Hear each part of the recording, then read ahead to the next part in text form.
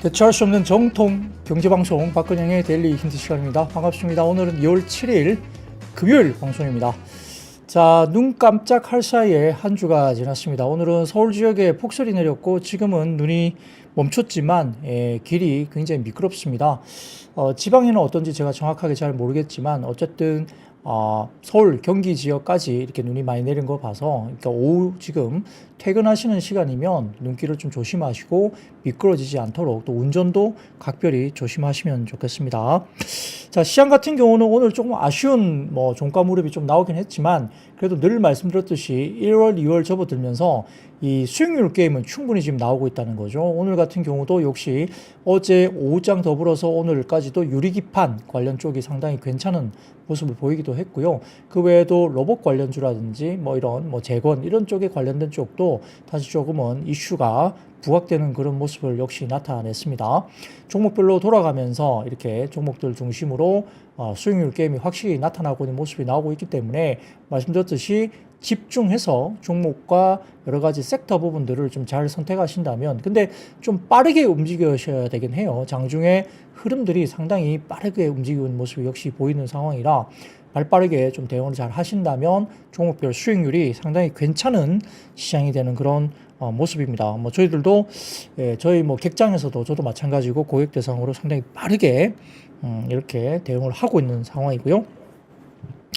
자, 그래서 어느 정도 이제 2월달이 사실 글쎄요, 계절성이라 할까요? 월간 기준으로 본다면 2월이 상당히 좀 어려운 달이긴 해요. 수익성이 그렇게 좋지 않은 달이긴 한데 현재까지 이번 한 주만 놓고 보면 그래도 나쁘지 않은 그런 한 주였다 이렇게 볼 수도 있겠습니다. 그래서 전체적으로 봤을 때 월말까지 또 어떻게 지켜질지 모르겠지만은 월말까지 그래도 흐름들이 트럼프가 갑자기 어떤 이상한 말을 하지 않는다면, 이렇게 우리가 지금 최근의 흐름들은 확실히 보이는 것은 숫자에 대해서는 아주 정직하게 주가가 올라가고 있어요. 호실적을 발표한 섹터들은 그렇게 발표가 나오자마자 정직하게 주가들이 좀 올라가는 모습도 보이고 있기 때문에, 자, 이런 것들을 잘 체크를 하시면서 실적 어닝 시즌 관련해서 숫자에 대한 부분들을 잘 체크를 하시면서 대응을 하시면 좋을 것 같습니다. 자, 오늘도 추운데도 불구하고 많은 분들이 또 들어오셔서 방송을 듣고 계신데요. 전체적으로 또 잘 대응을 할 수 있도록 제가 시장 이야기를 좀 구석구석 잘 찾아서 말씀 한번 드리도록 하겠습니다. 박호희님께서 시황을 바꾼 부장님이다 말씀 주시네요. 여하튼 시황을 바꾸든 뭘 바꾸든 여러분들 투자에 대한 어떤 습관을 바꾸든 어쨌든 좀 더 바람직하고 좀 더 긍정적인 모습으로 갈 수 있도록 저희가 최선을 다해서 컨텐츠를 제공하고 또 준비를 하겠습니다. 자, 그러면 시장 동향 바로 들어보도록 하죠. 자, 코스피는 마이너스 4.6포인트 하락 출발 보였습니다. 2532포인트로 출발했는데 제가 몇 번 말씀드린 적이 있습니다만 기억하실 텐데요. 코스피 기준 2540포인트 종가 기준 돌파가 좀 중요하다. 왜냐하면 이 기준이 상당히 중요한 저항으로 계속 작용하고 있는 지수입니다. 그래서 코스피가 2540포인트 이상으로 좀 종가 기준 돌파를 하면서 모습을 좀 보여주면 한 단계 레벨업이 좀 될 수 있는 그런 시장으로 갈 수 있는데, 지금은 그 단계에서 약간 뭔가 매물 소화 등등을 포함해서 약간 소화를 하고 있는 모습이 좀 보이고 있는 상황이에요. 그래서 장 초반 금일 같은 경우는 반도체와 2차 전지가 하락 출발했던 가운데 유리기판과 방산, 백화점, 건설 등 제한적인 상승 출발을 보였습니다.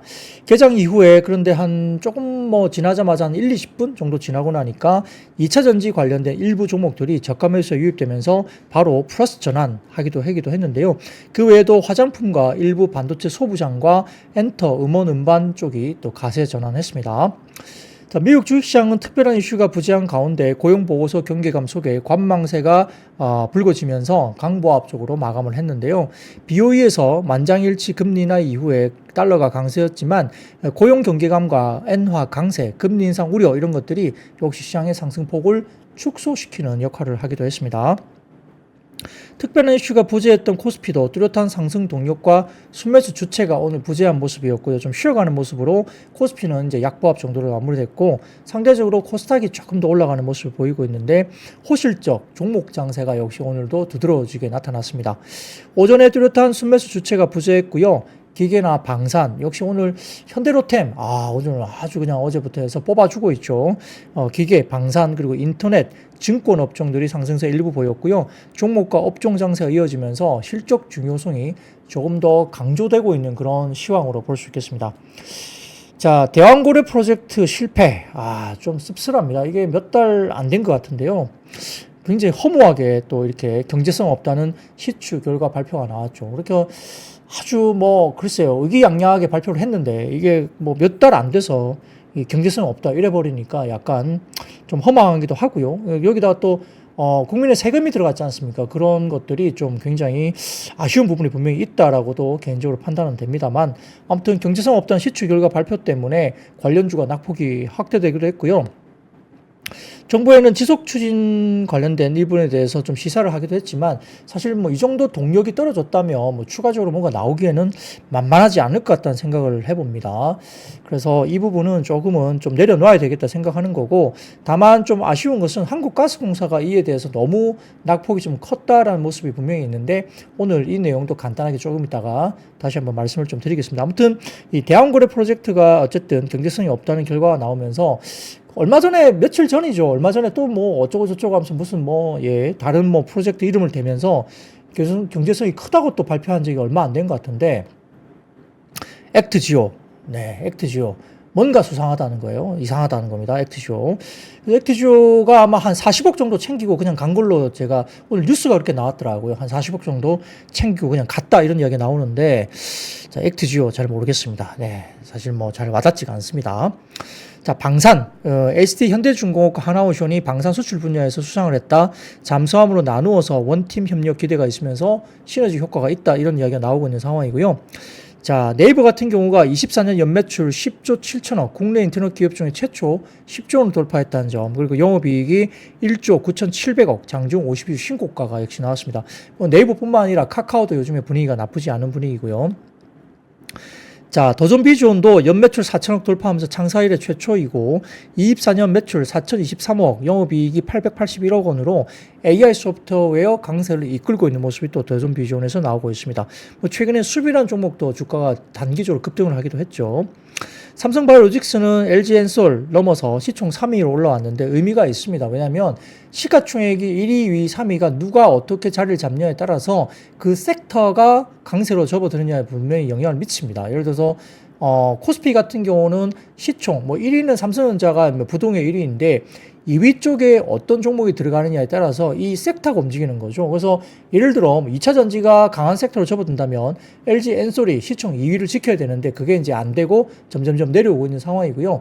시총 2위 자리를 누가 꿰차느냐, 시총 3위를 누가 꿰차느냐 이거에 따라서 그 섹터의 강도를 좀 더 강화시켜 줄 수밖에 없습니다. 그래서 시총 2위에 들어가는 종목뿐만 아니라 그 종목이 속해 있는 섹터가 같이 움직일 수 있다는 점도 염두를 해봐야 되겠죠. 자, 그래서 어쨌든 삼성바이오로직스가 시총 3위까지 LG엔솔을 넘어섰다는 점, 외국인 기관 3개월 연속 순매수가 들어왔고 분식회계 사건 무죄 여파로 일단 긍정적인 흐름이 역시 나타나고 있다 볼 수 있습니다. 역시 실적 관련된 영향력이 지속되고 있는 상황이고요.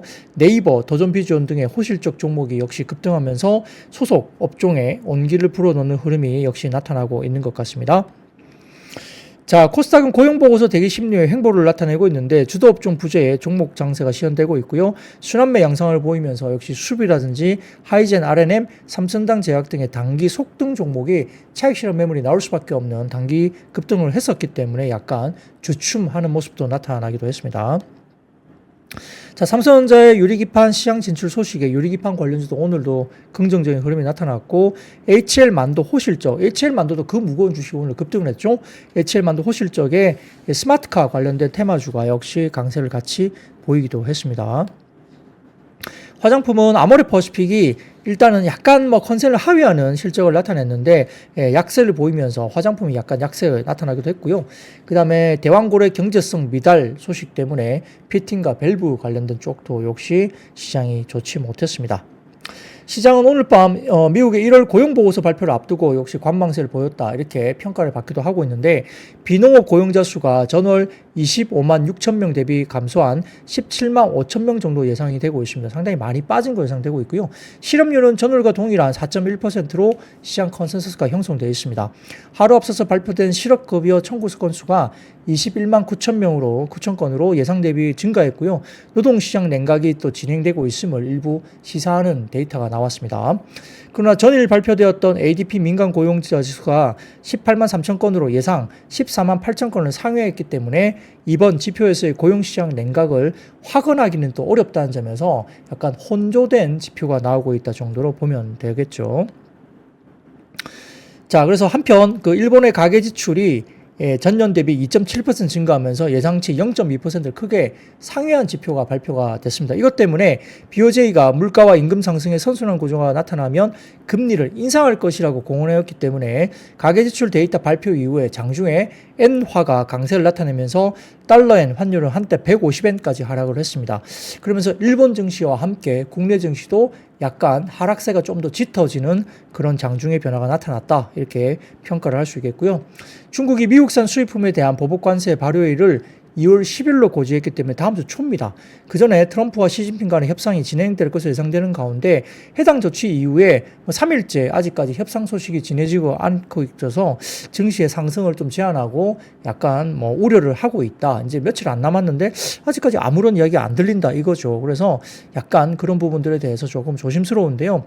글쎄 극적인 이야기들이 또 나올 수 있는 대통령들이라 글쎄요, 트럼프 대통령, 극적인 거 좋아하기 때문에, 주말 사이에 또 어떤 이야기 들릴지 한번 뉴스 플로우를 참고를 한번 해보시면 좋을 것 같고, 아직까지는 별다른 진전 소식이 없습니다. 그래서 다음 주 초, 2월 10일이면 다음 주 초인데, 뭔가 분위기가 진행이 안 돼서 또 한번 시장이 한번 흔들릴 수 있다, 이런 것도 좀 염두에 둬야 되겠죠. 자, 그래서 반도체 소부장과 유리기판 업종이 강세를 보이는 가운데 전일 삼성전자의 유리기판 시장 진출 소식에 연이은 삼성전기라든지 필옵틱스, YC캠, SKC 등의 종목들이 상승세 나타냈고요. 4분기 실적 시즌 진행되면서 호실적 기업이 눈에 띄게 급등하고 있습니다. 전일에 이어서 현대로템 강세 지속됐고 HL만도도 전년 대비 29% 증가한 3,600억 영업이익을 기록하면서 강세를 보였고요. 반면 가스 및 석유 관련주는 약세였습니다. 대왕고래 관련 시추 과정에서 가스 규모 유의미한 수준은 아니라는 결과를 얻으면서 한국가스공사와 한국석유, 화성밸브 등도 일단 하락세를 보이기도 했습니다. 원전 관련주도 약세했는데요. 한국 수력 원자력이 스웨덴에 이어서 슬로베니아 신규 원전 건설 사업 수주를 포기했다라고 소식이 전해지면서 효성중공업과 두산에너빌리티, BHI 등이 약세였습니다. 특지로서는 삼성바이오로직스 역시 이재용 회장의 부당합병 관련 무죄 선고 이후에 순매수 유입되면서 시가총액 3위로 등극하는 모습을 보였다. 이거 볼 수도 있겠고요. 자, 업종 상승 탑3 섹터는 역시 제약이라든지 증권, 건설 쪽이 있었고요. 업종 버텀 3는 전기가스와 의료정밀기기, IT 서비스 정도로 구분을 될 수 있겠습니다. 미국의 고용보고서 경기감이 지속되고 있고 한미 기업 실적에 따른 주가 영향이 확대되면서 지금은 실적에 대한 변곡점이 상당히 영향력을 깊게 나타내고 있다는 점이 특징이고요. 종목별 모멘텀을 확인할 필요가 좀 있다고 눈에 띄게 보입니다.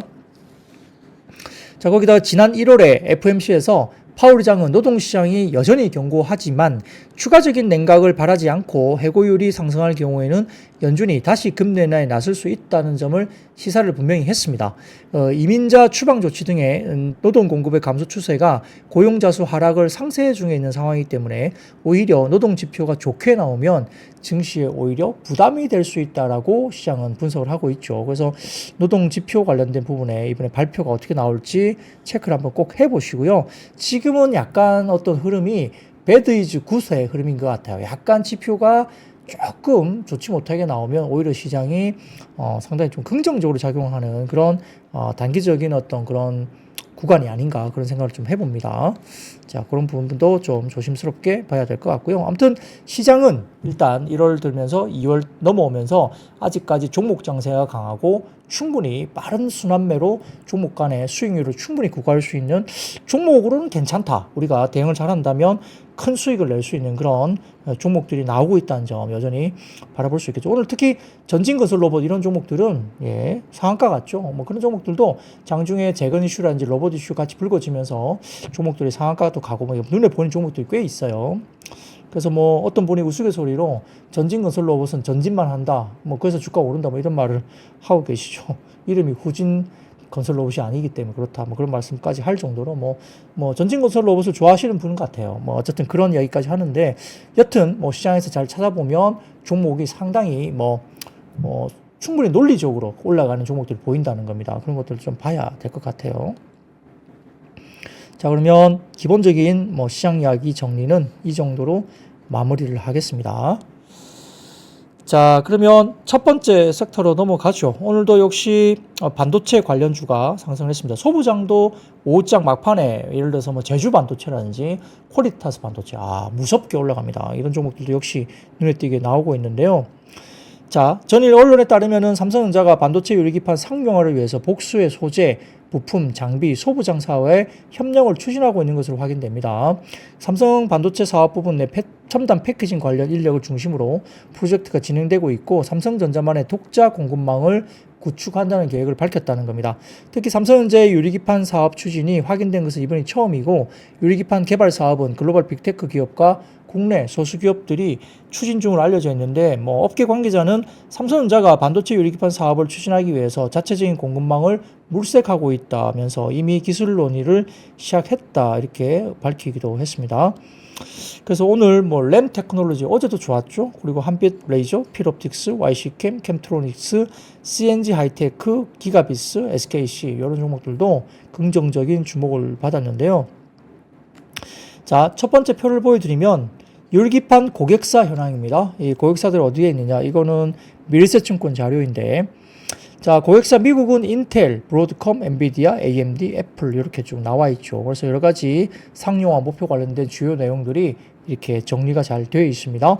자, 이런 고객사 중심으로 해서 국내 유리기판 관련 밸류체인은 다음 사진이 나오는 거죠. 다음 사진 보시면 유리기판 한국 쪽에 대해서는 뭐 유리기판 쪽으로 봐서는 삼성전기 25년 시제품 27년 양산, 앱솔릭스 같은 경우는 25년 대량 양산 굉장히 빠릅니다. SKC죠. JNTC 같은 경우는 전공정 25년 매출 발생, LG노텍은 25년 말 시제품 양산 보고 있는 것 같고요. 뭐 일본도 DMP라든지 이비덴 이런 쪽이 있는 것 같습니다. 대만도 TSMC 유리기판 밸류 체인이 있고요. 뭐 오스트리아, 미국, 유럽, 일본도 쭉 있습니다. 장비 같은 경우는 국내 장비는 필옵틱스와 그다음에 기가비스 이렇게 나오는 것 같고 그 외에도 주성 엔지니어링, 인텍플러스, 한미반도체, 캠트로닉스, 이오테크닉스, HP테크놀로지, JT, 자비스, 아바텍, DMS, FNS 테크 이런 종목들이 눈에 띄고요. 소재 같은 경우는 YC캠, NZ 이렇게 보이는데 YC캠 같은 경우는 유리기판 소재가 거의 독점적으로 갈 수 있다고 보는 회사인 것 같아요. 그런 것들도 다시 한번 스타디를 한번 해보십시오. 그래서 뭐 장비주들이 눈에 띄게 최근에 주가들이 좋았는데요. 이 YC캠 같은 경우도 NZ도 마찬가지고 어쨌든 뭐 YC캠이 아마 독점적인 구조가 좀 있는 것 같습니다. 소재 부분에서. 근데 이제 숫자로 나오기에는 좀 1, 2년 걸리겠죠. 그런 것도 좀 부품을 관해서 보시고 특히 ISC 같은 경우는 여러 부분이 많이 물립니다. 이런 유리기판도 있고 HBM도 있고 하기 때문에 최근에 ISC 같은 경우도 시장에서 주목을 많이 받고 있는 종목이 아닌가 이런 생각도 해봅니다. 그래서 유리기판 관련해서는 아마 증착 장비 왜냐하면 유기기판 대비해서 유리기판이 미끄럽잖아요 표면이. 그렇기 때문에 이렇게 증착 장비나 이쪽과 관련된 기술도 아마 좀 더 있어야 될 걸로 보이거든요. 그래서 여러 가지 부분에 기술 변화가 있기 때문에 유리기판 관련주로서 뭐 장비주들 이런 것들도 잘 살펴보셔야 될 것 같고 소재주까지도 좀 잘 지켜보셔야 될 것 같습니다. 제조 자체를 하는 회사, 뭐 한국의 유리기판 회사, 뭐 삼성전기나 SKC나 뭐 이런 종목들은 아무래도 그쪽보다는 오히려 이제 어떤 기술이 새롭게 적용되는 기술을 가진 뭐 장비나 소재 이쪽이 좀 더 아마 좀 더 뭐 글쎄요 종목에 대한 어떤 무게도 좀 가볍고 그렇기 때문에 주가가 좀 더 가볍게 좀 상승폭이 좀 더 클 수도 있다 이런 생각도 해볼 수도 있겠습니다. 자, 그러면 이제 이렇게 유리기판 관련주가 일단 기본적으로 제가 설명을 좀 드렸고요. 그 다음에 이제 관련해서 지금 반도체주가 오늘도 뭐 소부장들도 나쁘지 않았고요. 그래서 지금 보시면 지난밤 뉴욕 증시에서 엔비디아가 3% 정도 주가가 상승했습니다. 3거래일 연속 상승을 한 거고요. 엔비디아 최신 AI 칩 블랙베리 본격적으로 데이터 센터에 탑재된다는 소식이 나왔기 때문인데 슈퍼 마이크로 컴퓨터가 블랙베리를 이용한 AI 데이터 센터용 서버를 대량 생산 및 공급할 수 있게 됐다라고 밝혔습니다. 언론에 따르면 오픈 AI, 오라클, 소프트뱅크 3개사가 최대 5천억 달러를 합작 투자해서 미국 AI 인프라를 강화하기 위한 스타게이트에 삼성전자도 합류하면서 오픈 AI에 반도체를 공급할 가능성도 있기 때문에 오픈 AI 행보에 좀 더 관심이 쏠리고 있습니다. 그래서 오픈 AI가 지금 미국 16개 주 정부의 데이터 센터 건설 제한 요청서 RFP를 보냈다고 지금 전해지고 있기 때문에 상당히 공격적인 행보가 좀 나올 것으로 보입니다. 개인적으로도 아마 저는 개인적으로 생각할 때 삼성전자가 이 스타게이트 프로젝트에 저는 합류할 걸로 저는 생각을 하고 있습니다. 개인적인 판단인데요. 아마 자금도 아마 투자를 하면서 뭐 좀 공격적인 행보가 이재용 회장이 좀 나오지 않을까 그런 생각을 해보고 그런 측면에서 최근에 샘 알트만과 그 다음에 손정희 회장이 국내에 동시다발로 들어와서 이제 3자 회동을 했다는 것이 아마 그런 것들에 대한 뭐 충분히 반증을 할 수 있다 보인 거죠. 뭐 그런 것들 하려고 들어온 거지 뭐 그런 것도 없이 그냥 해보자, 물어보려고 그냥 들어온 건 아닐 거예요. 분명히 어떤 부분에 대해서 좀 구체적인 논의가 좀 되지 않았을까라는 생각을 해보는데, 삼성전자는 지금 변화가 필요합니다. 엔비디아 쪽으로 HBM이 지금 뭔가 잘 안 되고 있고요. TSMC 영향도 분명히 있을 거예요. TSMC가 아무래도 전자하고 좀 경쟁 관계에 분명히 있기 때문에 이런 부분에서 살짝 좀 허들을 계속 만들고 있다는 점도 분명히 생길 것으로 보이고 있어. 그래서 전자가 물론 뭐 기술적인 부분들이 SK 하이닉스와 좀 비교되는 부분들 때문에 약간 여류에 있는 건 맞지만 TSMC의 허들 때문에라도 조금 진입이 어려운 부분도 분명히 일부는 좀 있을 수 있다고 저는 생각을 합니다. 그렇기 때문에 전자 입장에서는 새로운 돌파구를 마련해야 되는 상황에서 스타게이트를 중심으로 해가지고 뭐 투자도 하고 거기에서 뭔가 HBM 등에 대한 수요처를 찾는 것도 상당히 뭐 중요한 뭐가 될 수 있겠죠. 그래서 브로드컴을 통해서 여러 가지 뭐 에이직 반도체나 이런 것들을 계속 만드는 그런 업체들이 많아지고 있고 하기 때문에 전자 입장에서는 뭔가 수요처를 엔비디아뿐만 아니라 다른 쪽으로도 수요처 확대를 위한 전략을 구사할 수도 있겠다 이런 생각도 좀 들겠죠. 그래서 모르겠습니다. 이게 스타게이트에 투자를 만약에 뭐 이건 제가 뇌피셜인데 만약에 투자를 한다는 것이 호재인가 악재인가 그건 좀 더 살펴봐야 되겠지만 가능성은 조금 더 있지 않을까 생각도 해봐요. 그래서 조금 지켜볼 필요는 있겠죠. 그런 관점에서. 자, 그리고 일부 언론에 따르면 최태원 SK그룹 회장이 HBM을 이을 차세대 먹거리 발굴에 박차를 가하고 있어서 전기차 등에 탑재될 전력 반도체의 핵심 소재인 실리콘 카바이드, 그러니까 ISC죠. 웨이퍼가 대표적으로 최 회장은 ISC 웨이퍼 사업을 미래 먹거리로 점찍고 애정을 쏟고 있다고 전해지고 있습니다. 그래서 최 회장은 반도체 웨이퍼 생산 회사인 SK 실트론을 통해서 2020년 3월 미국 듀폰사로부터 SIC죠. SIC 죄송합니다. SIC 웨이퍼 기업인 SK 실트론 CSS를 인수를 했고요. SK 실트론은 기술 우위를 확보해서 시장 점유율을 점차 늘릴 것으로 지금 방침을 정했다고 합니다. 한미 듀얼 생산 체계를 구축해서 차세대 제품인 여러 가지 SIC 웨이퍼를 올해 본격 양산해서 시장 추격에 나선다 이렇게 계획을 갖고 있다고 하고요. SIC 웨이퍼 사업은 조 바이든 전 미국 대통령이 SK 실트론 CSS 공장을 직접 방문하는 등 미국에서 각광을 받고 있는 사업이기 때문에 상당히 큰 관심을 쏟고 있다 이렇게 보이는 상황입니다. 자, 그런 것들 중심으로 어떤 새로운 사업에 대해서 나온다면 기술에 대해서 우리가 좀 더 이렇게 고민을 좀 해봐야 되겠죠. 그래서 오늘 DB하이텍, 어버버 반도체, 퀄리타스 반도체, 그다음 제주 반도체, 테크웨이, 에이드 테크놀로지, 네페스, ALD, 아이언 디바이스 등의 반도체 관련주가 상승을 했습니다. 자, 근데 그다음 사진도 한번 보여드리겠습니다. 자료인데요. 미래에셋증권에 올리신 자료인데 위쪽 막대 그래프는 마이크로소프트, 알파벳, 아마존, 메타 4개 회사의 합산 지금 아마 빅테크들의 자본 지출, 캐펙스 자본 지출입니다. 이게 블룸버그 자료를 아마 인용한 것 같은데 24년 넘어들고 25년 넘어들어오면서도 역시 이 자본 지출이 꺾이지 않습니다. 상당히 상승폭이 크고요. 딥시크 때문에 이런 캐펙스 자본 지출이 줄어들 수도 있다는 우려가 있었지만 거기에 연연하지 않고 딥시크 이슈 이후에도 캐펙스 관련된 부분들이 시장이 생각했던 컨센보다 높은 가이던스가 계속 나오고 있다는 점을 강조하고 있습니다. 그런 것도 좀 보시면 되겠고요. 밑에 아래쪽에 실선을 보시면 각각의 관련된 회사들에 대해서 성장률을 보입니다. 지금 보시면은 제일 위쪽이 아마 아마존인 것 같고, 그 다음에 마이크로소프트, 그 밑으로는 뭐 메타라든지 알파벳 이렇게 보이는 것 같은데, 대부분 보시면 이렇게 성장폭이 엄청나게 기울기가 가팔라지고 있습니다. 그렇기 때문에 딥시크가 나왔지만 지금 캐펙스 관련된 부분들에 대해서 가파른 투자가 계속적으로 이어지고 있는 모습이 보인다. 이런 건 확인시켜주는 어떤 모습이 되고 있겠죠. 그래서 AI 투자로 인한 마진 압력은 단기적으로 좀 나올 수는 있는데, 장기적으로는 BAI 사업과 유사한 수익 전망을 가지고 있고요. 고정자산 사용기간 변경, 감가상각으로 인해서 약간 뭐 영업이익도 약간 뭐 절감 효과도 있다고 하는데, 아무튼 뭐 여러 가지 부분에서 지금 이렇게 빅테크들이 이 빅테크 자본 지출, 캐펙스, AI 캐펙스 자본 지출이 상당히 많이 늘고 있다는 점, 여전히 꺾일 수 없다. 그런 부분에서는 반도체 이쪽이 역시 업황이 나쁘지 않을 것 같다 생각을 갖고 있는 거죠. 그래서 그런 대로 이렇게 긍정적인 흐름들이 계속 좀 나올 수 있다, 이렇게 보는 것 같습니다. 자, 그리고 그 다음 표를 보여드리면 삼성증권 자료인데요.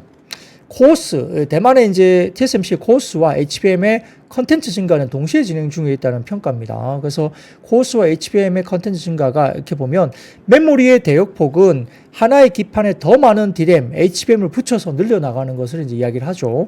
그래서 HBM 하나의 메모리 용량과 속도를 올리는 것이 더 효율적인데, 그게 만약에 아니라고 한다면 여러 개 붙이는 것이 역시나 성능 개선에 유리합니다. 그나마 한 패키지 안에 담겨 있어야 속도를 높게 유지할 수밖에 없기 때문에 굉장히 기술적으로 이게 중요하다는 거죠.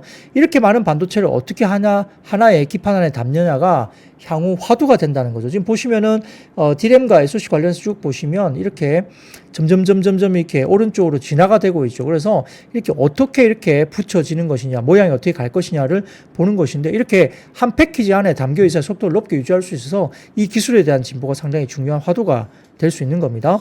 그리고 그 다음 보시면 표를 하나 보여드릴게요. 에이직 반도체 HBM의 탑재량 증가 추이인데, 제일 오른쪽에 보시면 HBM 디맨드가 나옵니다. 여기 보시면은 GPU, 엔비디아 쪽 관련해서, 그 다음에 AMD, 인텔, 그 다음에 에이직 반도체 같은 경우도 구글이나 아마존, 뭐 테슬라, 마이크로소프트, 아더 이렇게 해가지고 오른쪽 보시면 HBM 디맨드가 상당히 많이 늘고 있는 게 보입니다. 23년, 24년, 25년, 26년까지 보시면 계속적으로 그 디맨드가 늘고 있거든요. 그래서 에이직 반도체 관련된 HBM 탑재량 증가 추세가 역시 나오고 있고요. 기존에 뭐 GPU, 엔비디아 관련된 부분에도 역시 뭐 B200, 뭐 B300, 뭐 GB300 뭐 이런 것들이 나오면서 역시 굉장히 많은 HBM 탑재량을 요구하고 있다, 이렇게 볼 수는 있겠습니다. 그래서 역시 뭐 반도체가 이런 부분에서는 뭐 글쎄 긍정적으로 결국은 분위기 계속 봐야 되지 않느냐, 이런 생각을 갖고 있는 것 같고. 자, 그 다음 엔비디아 쪽 관련해서 모건 스탠리가 엔비디아 미국의 반도체 탑픽을 유지한다면서 모건 스탠리가 리포트를 썼습니다. 딥시크로 인한 하락은 매수 기회다, 이렇게 이야기를 모건 스탠리에서 이야기를 하고 있는데요. 결국 AI 분야의 친화적 발전인데 벤치마크 최적화 우려가 존재를 한다. 뭐 보안 기능도 제거됐고 뭐 레이턴시 문제가 등에 있고요. 그다음에 일정 부분에 대해서 예를 들어서 뭐 좀 정치적인 판단을 딥시크가 많이 한다고 해요. 예를 들어서 뭐 중국에 대한 과거 어떤 정치적인 문제에 대해서 약간 편향된 뭐 이렇게 답변이 나온다, 이런 뭐 이슈도 좀 있는 것 같더라고요. 그래서 그런 것들 이야기를 하면서 보고 있는데, 주요 리스크 같은 경우는 수출 통제가 강화되고 AI 지출, 금융 환경이 악화되고 투자자 심리가 악화될 수는 있는데, 결국 모건 스탠리도 낙관적 전망을 하고 있으면서 이 네 가지 근거를 두었습니다. 첫 번째, 블랙웰 GB200 공급 문제 해결 중에 있으며 렉스케일 이 부분에 대해서 솔루션 수요가 증가되고 있다. 그리고 호퍼 수요가 회복되고 있다. 이게 뭐 수출 통제 우려 때문에 선주문도 증가하고 있는 모습이 보인다는 거고요. 자, 두 번째, 대규모 AI 클러스터 구축 지속인데 주요 클라우드 업체 캐펙스의 GPU 투자 확대가 되고 있어서 결국 GPU를 더 많이 구매할수록 이익이 증가한다고 볼 수 있겠죠. 그리고 세 번째는 추론 시장의 성장입니다. 복잡한 추론 작업이 증가되면서 고성능 GPU 블랙웰 수요가 주도되고 있다는 모습이 나오고 있고요. H200 대비 B200 성능이 2.5배 정도 향상이 됐고, NV링크 5세대 대역폭도 2배 정도 개선이 되고 있습니다. 그럼 네 번째로서는 에이직 반도체 대비 GPU가 우위인데 25년 하반기 GPU 수익 가속화 전망되고 있다면서, 에이직은 특정 워크로드에 최적화되어 있는 거지만 GPU 유연성에 경쟁력이 있다, 이 보는 거죠. 그리고 이제 가격 동향과 이익 전망을 보면 뭐 가격 안정성 같은 경우는 H100, H200, A200 스팟 가격은 블랙웰 출시로 추가 하락 가능성이 있긴 하지만 전반적으로 그래서 ROI는 긍정적으로 지금 나오고 있다는 겁니다. 25년 EPS도 역시 모건스탠리 추정으로 봤을 때는 나쁘지 않은 구간이라 이런 것들이 역시 분위기가 좀 좋아지고 있다. 엔비디아 쪽 긍정적으로 바라보고 있습니다. 그래서 오늘도 역시 모건스탠리 자료를 본다면 탑픽이 유지되고 있고 엔비디아 쪽으로 일단은 매수 기회다 이렇게 이야기를 계속 하고 있는 것 같아요. 자, 근데 그 다음 표를 하나 보여드리면 리테일 인베스터들이 역시 엔비디아에 바이 더 딥 하고 있다. 최근에 조정이 나오니까 오른쪽 보세요. 추가적으로 지금 리테일 인베스터가 러시 투 바이 굉장히 매수에 뛰어들고 있다. 이런 수급적인 이슈들이 좀 엔비디아 저가 매수세에 강하게 유입되는 부분들을 표현해주는 표입니다. 자, 그리고 그 다음 표 보여드리겠습니다. 자, 이 표는 포브스에서 나온 표인데요. 약 2018년까지만 해도 데이터 센터에서 소비되는 발전 에너지의 총 비율은 2% 미만으로 상당히 일정하게 천천히 이렇게 움직였습니다. 2018년도까지. 근데 클라우드 컴퓨팅, 특히 다양한 유형의 AI에 대한 성장 추세로 인해서 전력 소비는 2023년까지 바라보니까 4.4%로 2배 정도가 올라왔죠.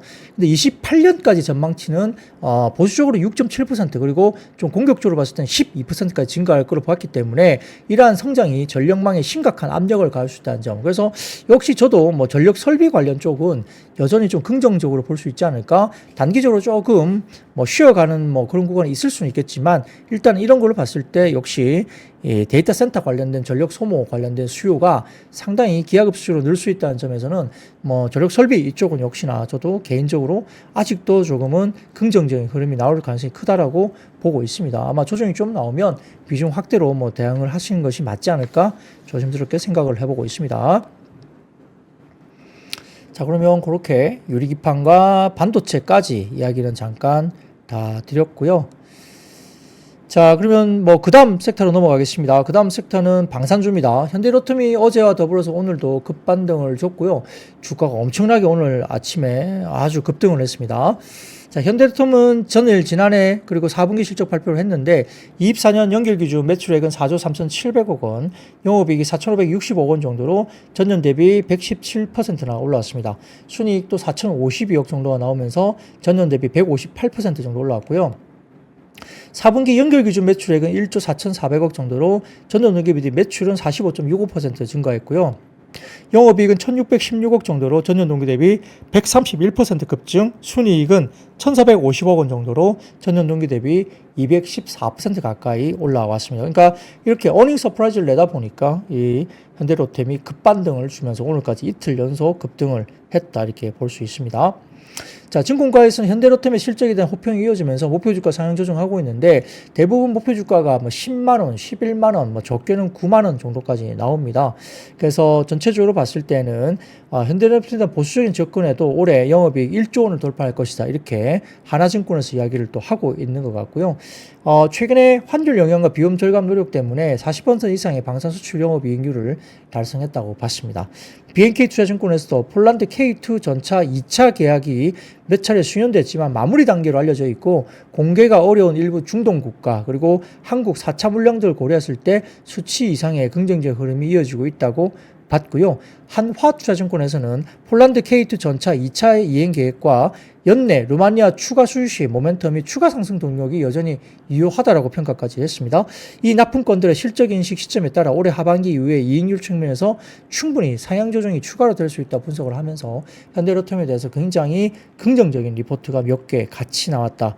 볼 수 있습니다. 뭐 그러다 보니까 현대로템을 비롯해서 MNC 솔루션, S&T 다이나믹스, 카티스, 한화 시스템 등의 방산업종이 상승했는데 한화 시스템은 그래도 윗꼬리를 많이 달고 장중에 제법 좀 빠지는 모습도 보였기 때문에 좀 아쉬운 부분이 분명히 있었습니다만 여튼 뭐 현대로템 등을 중심으로 방산업종들이 일부 종목이 굉장히 좋은 모습이 나타났다 이렇게 볼 수도 있겠죠.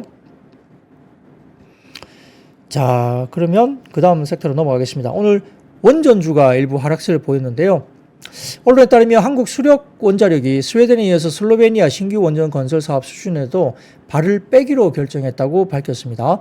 슬로베니아 크르슈코 원전 신규 건설 사업 발주사인 슬로베니아 전력회사 젠에너지가 최근 JK2 사업 타당성 조사에 한수원이 불참한다고 통보했다고 밝혔습니다.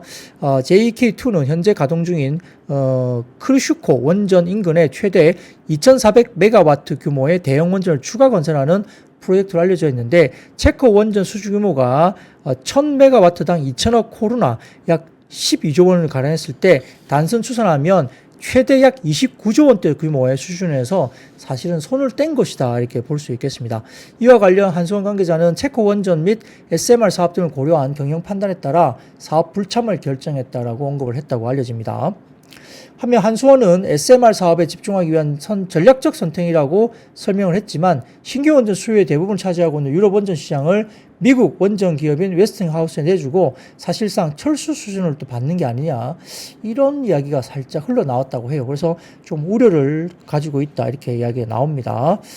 그래서 오늘 일진파워나 성강밴드, 태광, 수산인더스트리, 두산에너빌리티, 한전 KPS 등등 관련된 원전 관련주가 일단은 하락을 했다 이렇게 평가를 할 수 있겠습니다. 자, 그러면 그 다음 섹터로 넘어가 보도록 하죠. 대한고래 1차 시추 결과 실마감 등의 동해 석유나 가스 관련주가 하락을 했습니다. 전일 산업통상자원부가 지난해 12월 20일 시작한 대한고래 시추 작업이 지난 2월 4일 날 종료됐다고 밝혔고요. 정부는 대한고래 프로젝트 1차 시추 결과에 대해서 브리핑하면서 가스 징후가 일부 있었음은 확인은 했지만 규모가 유의미한 수준이 아니기 때문에 경제성을 확보할 수 있는 수준이 아니라고 언급했죠. 이와 관련해서 산업통상자원부 고위 관계자는 대한고래 1차 시추 과정에서 탄화가스 징후가 발견됐다면서도 가스 포화도 측면에서 경제성을 확보할 수 있는 수준은 아니었다라고 밝혔다고 합니다. 산업부가 예고했던 대로 2차 시추는 해외 오일 매니저 기업의 투자를 유치해서 석유공사와 합작 형태로 후속 유망 구조에 대한 개발을 이어간다 방침을 밝혔지만은 첫 시추부터 기대에 못 미치는 결과가 나왔고 국회가 또 예산 삭감 일부가 있었기 때문에 프로젝트가 추진력을 받기는 좀 힘들다 이렇게 시장에서 보는 것 같아요. 그래서 이렇게 대한고래 관련된 쪽에 대해서 너무 긍정적으로 배팅을 하는 것은 답은 아닌 것 같다 이런 이야기 들었고요. 액트지오 과거부터 굉장히 논란이 많았던 회사 아닙니까? 이 페이퍼 컴퍼니 비슷한 회사인데 거기서 리포트 써가지고 어떻다 저떻다 그래서 약간 좀 느낌이 돈만 뜯긴 느낌이 좀 들기도 하고요. 그래서 사람들이 상당히 말이 많습니다. 지금 시장에서 이게 주식하고 떠나서 이건 세금과 관련된 문제잖아요. 우리의 혈세를 이용해서 이렇게 사업을 하는데 잘 되면 좋겠죠. 이렇게 어떤 자원 개발 사업이 저도 잘 되면 좋겠는데 약간 이번에는 좀 약간 허무한 느낌도 좀 들어요. 처음부터 시작할 때부터 논란이 많았고 이미 이제 철수한 어떤 다른 메이저 기업이 있는데 메이저 기업이 철수했는데 거기다 들어와가지고 액티지오라는 회사가 들어왔는데 그거 약간 이상한 회사였죠. 좀 이해할 수 없는 그런 회사가 들어와서 뭔가 한다고. 근데 몇 달 뒤에 돈은 들여고 지금 사업성 없다 이래버리면 이걸 세금은 어떻게 할 거냐는 거죠. 그 자금들이 상당히 좀 국민들 입장에서는 좀 이해하기 납득하기 힘든 또 그런 면도 충분히 있다는 점입니다. 물론 그 뒤에 추가적인 어떤 부분에 대해서 사업성이 있는 뭔가 나오면 저도 좋겠습니다. 그러면 참 좋겠는데 일단 이번 발표는 굉장히 좀 아쉬운 발표다 이렇게 볼 수 있겠죠. 자, 그러면 그렇게 보시면 될 것 같고요. 그 다음 섹터죠.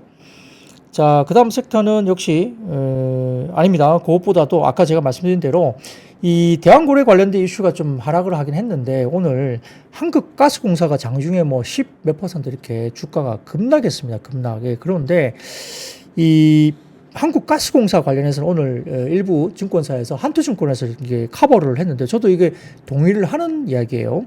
자, 전일 동해 심해 가스전 유망 구조인 대왕고래 탐사 시추 결과 가스 징후를 확인했는데 규모가 유의미한 수준이 아니었다는 산자부 발표로 한국가스공사의 주가가 급락세를 나타냈죠. 과도한 조정이라고 판단되는 이유가 있긴 합니다. 저는 오늘 저희 고객들 일부 이제 한국가스공사 좀 매수에 들어갔는데 경제성을 확보할 수준의 규모가 아니라고 판명되긴 했지만 일단은 양호한 지질 구조가 또 가스 징후를 확인했다는 점이 있기도 하다. 일부 그건 이야기를 했고요. 자, 두 번째 여전히 6개의 유망 구조가 남아 있고 정부 또한 해외 오일 매니저 투자 유치를 통한 추가 시추를 목표로 하고 있다. 이건 희망 사항입니다. 근데 세 번째죠. 이게 저는 좀 핵심인 것 같은데 한국가스공사는 이번 시추 관련해서 투자한 바가 없습니다. 그래서 손실을 반영할 부분 또한 없다. 이게 저는 핵심인 것 같아요. 실질적으로 지금 한국가스공사가 이번에 시추 관련해서 돈을 태웠다면 이 부분이 손실 처리라든지 이런 비용 처리가 돼야 될 텐데 한국가스공사는 실제로 이번 시추 관련해서 투자한 게 전혀 없습니다. 자, 웨스트 카펠라호는 이게 용선이죠. 배를 빌렸는데 석유공사가 한국가스공사가 아니고 석유공사가 656억 원을 들여서 용선을 했기 때문에 실질적으로 한국가스공사가 이번에 시추 관련해서 투자한 바가 없어서 손실을 인식할 게 없다는 거죠. 근데 급락 전 어제 종가 기준 한국가스공사의 주가 36,000원은 올해 25년 기준 PB가 0.25배 수준입니다. 역사적인 평균 0.45배보다도 훨씬 못 미치고 있기 때문에 대한그룹 프로젝트에 대한 기대감이 대폭 반영되었다고 보기도 힘든 가격 구간에 어제 종가가 있었는데, 이에 대해서 어제 실패 이슈가 나오면서 오히려 10몇 퍼센트 급락한 것은 상당히 좀 과도한 주가 조정이 아니냐, 이런 이야기를 하고 있는 겁니다. 그래서 실질적으로 어제 36,000원 기준에 0.25배 PBR이면 오늘 빠졌으면 도대체 PBR이 얼마입니까? 근데 역사적 평균 PBR이 0.45배 정도이기 때문에 사실 주가가 너무 과도하게 빠지지 않았나, 이런 이야기를 하는 거죠. 물론 아니라고 하니까 기간 외에 손절이 나왔겠죠. 기계적인 손절이 나왔을 거로 보는데, 아무튼 뭐 가격이 너무 이렇게 저렴하게 이렇게 뭐 진짜 말도 안 되게 뭐 이렇게 밸류가 받고 이렇게 빠지면 일정 부분 리바운딩이 나올 수 있다는 점도 유념을 해야 되겠죠. 그래서 한국가스공사도 한번 좀 더 스타디를 한번 해보시죠. 이런 종목들에 대해서 투자할 만한가, 이런 부분도 한번 고민을 해보시면 좋을 것 같습니다. 자, 그러면 그 다음 섹터로 넘어가 보도록 하죠. 오늘 스마트폰 부품과 온디바이스 AI주가 상승세를 보였습니다. 금일 삼성전자의 플래그십 폰 신작 갤럭시 S25 시리즈가 국내와 글로벌 시장에 순차적으로 출시한 가운데 기대 이상의 사전 판매 성적을 거두면서 사전 개통 기간을 5일 연장하기로 했다고 알려집니다. 특히 일부 판매처에서 준비됐던 사전 판매 물량을 초과한 것으로 나타나기도 했는데, 갤럭시 S25 시리즈는 앞서 지난 1월 24일부터 2월 3일까지 진행한 국내 사전 판매에서 130만 대가 팔리면서 역대 S 시리즈 중에 최다 판매 신기록을 경신했습니다. 이게 아마 가격적인 부분도 좀 일부 뭐 영향이 있었나요? 뭐 가격 상승이 그렇게 크지 않았다 말도 나오고 있는데, 아무튼 굉장히 사전 예약이 많이 된 걸로 보입니다. 자, 그러다 보니까 한편 갤럭시 S25 시리즈는 삼성전자의 두 번째 AI 폰인데 사용자를 이해하는 개인화된 AI 경험을 제공하는 것이 특징이고요. 갤럭시 AI의 대중화를 목표로 하고 있고, 갤럭시 S25 시리즈 중심으로 판매를 확대하면서 삼성전자의 새로운 AI 경험과 제품 경쟁력을 적극 알린다, 이렇게 이야기를 하고 있는 것 같습니다. 그래서 아마 이게 갤럭시 AI를 통해서 역대 가장 자연스럽고 개인화된 모바일 경험, 이렇게 이야기를 하고 있는데, 역시 갤럭시 AI 이런 것들은 글쎄요, 제 생각에는 이게 약간 시간이 지나면 유료화 가능성이 좀 있지 않을까, 이런 생각도 합니다. 지금 ADAT이라는 그 서비스가 있잖아요. ADAT. 그래서 뭐 통화 내용을 뭐 요약해서 이렇게 뭐 글로 요약되는 기능이 있다든지 뭐 몇 개들이 좀 있는 것 같은데, 약간 유료화 서비스로 넘어가려는 전략이 좀 있지 않나, 이런 생각도 좀 해보거든요. 이렇게 계속적으로 물량을 풀고 하면서 AI 기능을 이렇게 서비스하고 맛보기를 계속 해주면서 시장에서 이게 서비스로 봐서는 어쨌든 좀 저는 유료화로 진행하기 위한 어떤 어떤 목적 이런 것도 좀 뒤쪽에 있을 것 같다는 생각이 들거든요. 그래서 그런 것들이 이제 우리가 어떻게 소비자 입장에서 어떻게 받아들일 수 있느냐, 이것들은 나중에 좀 저희도 좀 대응을 해야 되겠죠. 이게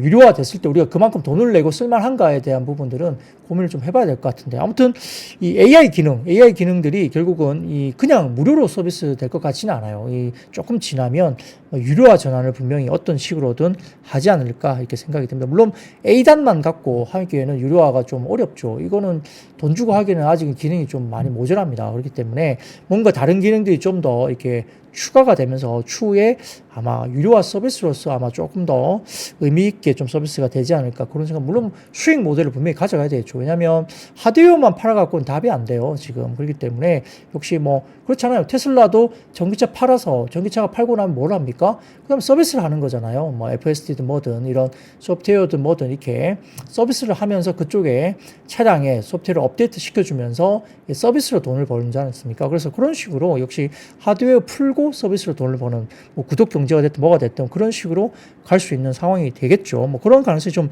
저는 있다고 봅니다. 뭐 예를 들어서 A- 그럴 가능성이 있다는 거고요. 그 외에도 뭐 AI 관련된 서비스가 좀 더 그렇게 나올 가능성이 있다는 거죠. 유료화된 AI 서비스. 뭐 그런 가능성이 좀 있어 보입니다. 아무튼 뭐 그런 것들이 이루어지면서 S25에 대한 어떤 사전 출시가, 사전 예약이 상당히 좀 고무됐다. 상당히 좀 긍정적인 어떤 사전 출시 이야건들이 이제 확인이 됐다는 점에서 온 디바이스 AI 관련주로서 스마트폰 부품이라는 쪽이 긍정적으로 반영을 했다고 볼 수도 있겠습니다. 자, 그 다음입니다. 재건과 건설기계 쪽이 상승세를 보이는데 전진건설 로봇, 후진 건설 로봇이 아니죠. 전진건설 로봇 장중 상한가 올라가면서 역시 로봇과 뭐 기계, 건설기계, 뭐 재건 약간 뭐 합쳐지는 분위기가 좀 있는 겁니다. 자, 언론에 따르면 현지 시간은 오는 14일부터 16일까지 독일 뮌헨에서 열리는 뮌헨 안보회의를 계기로 볼로디미르 젤렌스키 우크라이나 대통령과 JD 벤스 미국 부통령의 회동이 성사될 것으로 알려지는데 어제 제가 이거 말씀드렸잖아요. 14일부터 16일까지 제가 일정 체크 꼭 해놓으시라고 하면서 독일 뮌헨에서 뭔가 발표가 될 수 있다. 그런 이야기 흘러나왔다. 제가 말씀을 드렸는데요. 이 두 사람이 러시아 우크라이나 전쟁의 종식 방안에 관련된 논의가 있을 것이라고 이제 알려지고는 있습니다. 또한 러시아 의회에서는 이르면 이달 중에 푸틴 대통령과 트럼프 대통령이 직접 만나서 평화 협상을 할 것이라는 관측도 제기되고 있어서 100% 만난다. 오늘 기사가 그렇게 나왔어요. 언젠지는 정확하지는 않지만 100% 두 사람이 만난다라고 일단 기사가 오늘 나왔습니다. 한편 키스 켈로그 미국 우크라이나 러시아 특사가 언론의 인터뷰를 통해서 미국이 뮌헨 안보회의에서 우크라이나 종전 구상을 발표할 것이라는 외신 보도가 어제 나왔다고 제가 어제 그 말씀드렸잖아요. 근데 여기에 대해서는 부인을 했습니다. 아니라고 또 이야기를 했다고 해요. 참 왔다 갔다 합니다. 그는 평화 계획을 발표하는 것은 자신이 아닌 도널드 트럼프 미국 대통령이 될 것을 밝혔기 때문에 그러면 결국은 특사가 아니라 트럼프 대통령이 직접 밝힌다는 이야기를 하는 겁니다. 그러면 14일에서 16일 사이에 뭔가 이야기가 나올 수도 있는 거죠. 자, 그래서 뮌헨에서 유럽 지도자들과 훌륭한 논의를 할 것이고 모든 것을 미국 대통령에게 보고할 것을 보면서 우리는 거기부터 시작할 것이라고 밝혔습니다. 뭐 그런 이야기들이 나오면서 전진 건설 로봇, 현대 에버다임, 뭐 데모 해인, SY 슬텍, 뭐 대동기어 이런 종목들도 주가가 뭐 재건이나 건설 기계 이런 테마주로 주가들이 올라왔는데요. 자, 근데 그다음 헤드라인 하나 보여드릴까요? 데일리 메일이라는 해외 쪽의 언론입니다. 이쪽 왔을 때 물론 이제 이 언론에 대한 신뢰도가 얼마 정도 되는지는 저도 잘 모르겠습니다. 지금 데일리 메일이라는 이쪽의 언론인데 뉴스가 나왔어요. 트럼프의 우크라이나 종전 계획이 유출됐다 이렇게 나오면서 해외 외신 보도입니다. 이래서 부활절 4월 20일 날 공식 휴전 선언이 있을 수 있다라는 해외 외신이 있다고 하죠. 야, 이게 이제 신뢰도가 얼마인지는 저는 잘 모르겠습니다만 이런 이야기가 해외 쪽에 나왔습니다.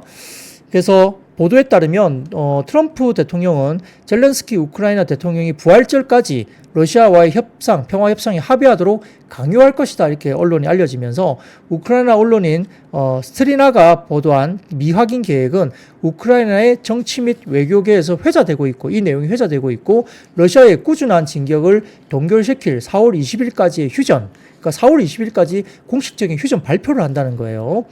자, 그리고 우크라이나의 나토 가입 금지, 그 키이우가 합병된 땅에 대한 러시아의 주권을 수용하라는 요구 등이 포함될 것으로 보인다는 이야기를 하고 있습니다.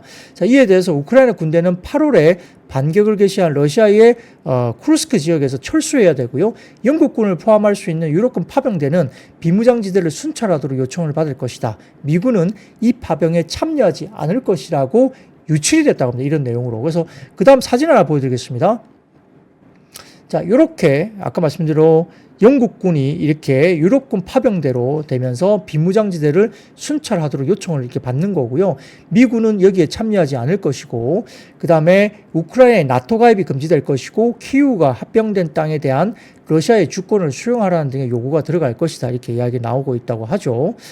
그리고 우크라이나 군대가 8월에 반격을 개시한 러시아의 쿠르스크 지역에서 우크라이나 군대가 철수해야 된다. 빠져나와야 된다 이야기를 하고 있습니다. 그래서 이 표에 이제 그게 나타나고 있다는 겁니다. 그래서 이렇게 데일리 메일이라는 곳에서 이렇게 부활절 4월 20일 날 공식적인 휴전 선언이 나올 것이다라고 종전 계획이 유출됐다 이런 이야기가 나오고 있죠. 뭐 그런 것들 보시면 될 것 같습니다. 그래서 이 중심으로 일단은 뭐 오늘 재건 관련주도 움직임이 있었다는 점까지 말씀을 드리겠습니다. 자, 주말 잘 보내시고 다음 주 월요일 날 찾아뵙겠습니다. 여러분, I see you.